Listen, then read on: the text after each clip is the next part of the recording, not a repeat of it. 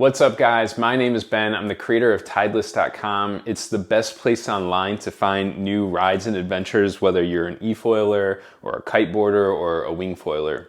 So since I've launched this site almost a month ago, it was Friday, October 13th, 2023, I've gotten both some positive feedback and some negative feedback.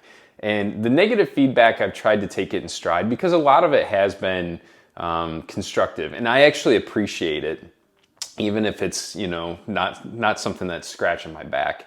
And so I just wanted to come on here and give some updates about things I've done to the site or things happening with the site. So the first thing is new features.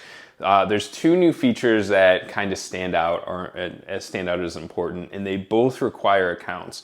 So the first one is bookmarking locations. So now if you go to a location detail page, there's a little star icon and you can click that button and it'll get saved as a favorite. And there's a list of favorites that you can go and browse. So if you have a location that you think it's, you like it a lot, or you just think it's interesting and you want to save it for later, go ahead and favorite it and it'll get added to a list. The next one is upvoting and downvoting. So this one will hopefully help all of the people in the community figure out what rides are good and what rides aren't worth their time.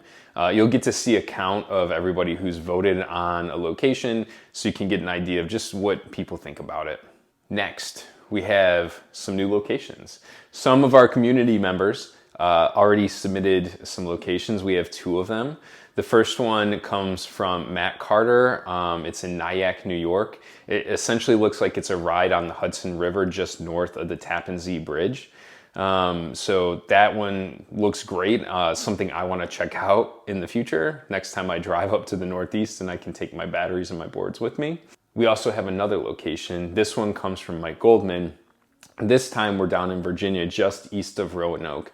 It looks like there's a big lake there called Silver Mountain Lake. I've never personally heard of this lake, but when I checked it out, it's pretty impressive. It's very big. It looks like it'd be a ton of fun to explore.